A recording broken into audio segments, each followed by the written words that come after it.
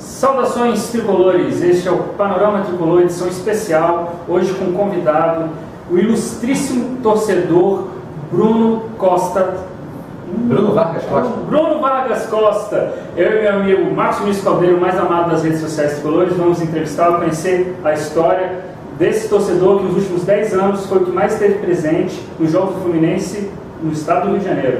Bruno, conta pra gente essa história. Isso aí, eu acompanho o tricolor desde 1982. Meu pai começou a me levar ao estádio quando eu tinha 6 anos de idade. Fluminense 3, Botafogo 0, foi a minha estreia no Maracanã. E de 82 a 90, meu pai me levava aos jogos e tal, aí só alguns jogos. De 90 até 2002, 2003, eu ia muitos jogos do Fluminense também, vários jogos no Rio, alguns fora, etc.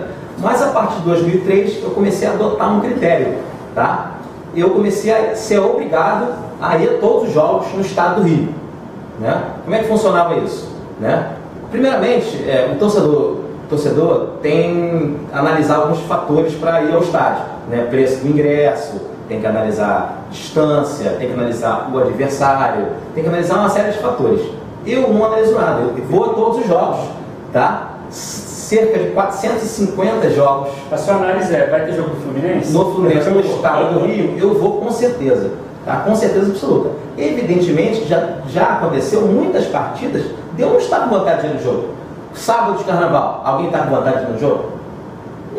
Ninguém. Muitos jogos em campos horrorosos, o Fluminense estava praticamente eliminado. Não, mas eu sou obrigado a ir. Sou obrigado a ir aos jogos. Ano passado, tivemos um jogo do Fluminense foi campeão na Taça Guanabara contra o Vasco. Na semana seguinte, na quarta-feira seguinte, Fluminense e Resende Volta Redonda. Tá de brincadeira, né? É 5 da tarde. Pô. Então, eu passei a ter esse critério, eu sou obrigado a ir, independente de qualquer fator. Mesmo doente, mesmo com problema familiar, mesmo com um monte de coisa, eu sou obrigado a ir. Então, temos aqui a comprovação, né?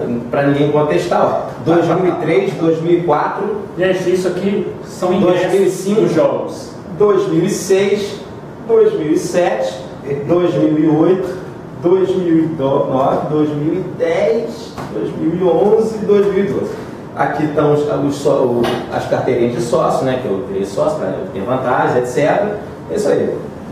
Gente, é fantástica essa história. Eu tô até meio que me senti humilhado, ofendido, que nem o livro do Dostoiévski, né? Porque eu achava que era um cara fanático, né? Porque eu também, assim, eu só perco 4 jogos por ano, 5 é muito. Evidentemente que eu vou a vários jogos fora de casa, entendeu? No Brasileiro do ano passado eu fui a 7, 8 jogos, tivemos 16 jogos fora do estado. Eu seleciono os mais importantes, evidentemente, e na Libertadores também. Mas, assim, a principal característica é um dever clubístico, né? Você tem que ir ao jogo. Isso é fantástico. Ainda mais na época que a gente vive hoje, que a galera... Pô, a gente cansa de falar nisso, pô, é um mimimi pra eu estar, é cheio de desculpa, qualquer coisa, ingresso, engenhão, não tem pipoca, cachorro quente, o cara não, se botou na cabeça que vai ao jogo, e cara, eu também, eu acho muito legal isso, acho que, pô, é fantástico. Agora, a gente tá voltando, a gente contou com o Bruno no Fluminense e Madureira, em Bangu, né, que poucos lunatos como nós fomos ver o jogo na última rodada da temporada. E ele veio contando uma história do Fluminense e Bangu de 94. Conta essa história fantástica aí, Bruno. Então, o Fluminense e Bangu disputou uma partida em 1994 na Copa Rio. Tá? Quem não conhece sobre essa competição, a Copa Rio era disputada pelos grandes do Rio e naquela época valia uma vaga para a Copa do Brasil. Tá? O Fluminense, além dos outros grandes, disputava a competição. E aconteceu o seguinte, o jogo foi marcado para Caio Martins, Fluminense e Bangu, numa segunda-feira à tarde, tá? Olha só, o Fluminense estava paralelamente disputando o Campeonato Brasileiro aos trancos e barrancos. O Fluminense era comandado pelo técnico Pinheiro, jogava o Brasileiro, ele tinha perdido uma partida para o Paraná de 4-1 no sábado, jogou esse jogo contra o Bangu e na quarta-feira seguinte ele ganhou de 3-0 do Flamengo, no Maracanã, 2 gols de Ézio e um gol, se não me engano, de Luiz Henrique. O Fluminense tinha uma base mais ou menos razoável em 94. Vamos ver se eu me lembro mais ou menos qual era o time. Era o Ellerson, Júlio César, Márcio Costa, João Luiz e lateral esquerdo branco, Cadu, Djair, Luiz Henrique, Luiz Antônio, Ézio e Elton. Tá? Tem memória o cara, hein? Esse time disputava o brasileiro. A Copa Rio era disputada pelo time B do Fluminense. Tá? O time B do Fluminense para esse jogo era o seguinte: vamos ver se o pessoal lembra desses jogadores. Tá? Paulo Sérgio no gol, Vicente, Raul, Marcelo e Alex. O meio-campo do Fluminense: Cláudio, Dudu e Rogerinho. Jogando 4-3-3. Era o Altair, o técnico do time B. Ataque, poderoso ataque do Fluminense: Leonardo, Humberto e Rodrigo Carbone. Tá? Então foi marcado esse jogo. A Federação do Rio marcou esse jogo. Não tinha datas, né? É uma verdadeira esculhambação. Marcou esse jogo para uma segunda-feira. Tinha um jogo sábado, jogo quarta-feira, melhor. Né? A Federação achou uma data, marcou segunda-feira. Muito bem. O que aconteceu? Uma segunda-feira, 15h30, no Caio Martins, quantos pagantes? 11 pagantes. Não tinha divulgação de imprensa, não tinha naquela época, não tinha internet, não tinha nada. 11 pagantes. Beleza, fui lá no jogo, inclusive o jogo era importante, que valia uma vaga na Copa do Brasil. Naquela época o Fluminense foi vice, jogou a suposta final com o Vasco, perdeu de 1-0 com o Vasco em 94, mas quem foi o vice-campeão foi o Flamengo. E naquela época só 2 representantes do Rio de Janeiro. A quantidade de vagas era menor. Era a Copa do Brasil, era mais disputada para entrar. E essa competição valia uma vaga na Copa do Brasil. Então realmente não tinha divulgação de imprensa e tal, e por isso não tinha público. Bom, a gente chegou lá e tal, começou o jogo. O Fluminense abriu o placar com o Leonardo, muito bem. Eu estava na bancada descoberta, estava um sol muito forte. Aí Rodrigo Carbone fez o segundo gol. Né? Lá pelos 25 do segundo tempo, jogo horrível, jogo péssimo, coisa horrorosa. Lá pelos 25 do segundo tempo, o Bangu diminuiu, e o Fluminense precisava administrar aquele resultado, né? Senão a partida seria levada para os pênaltis. Chegou mais ou menos aos 30 minutos do segundo tempo, uma bola do Bangu na área, um bate-rebate, o cara do Bangu chutou a bola foi na arquibancada, né? Os torcedores do Fluminense estavam posicionados no meio de campo. Eu era o mais próximo da bola, eu corri para a bola.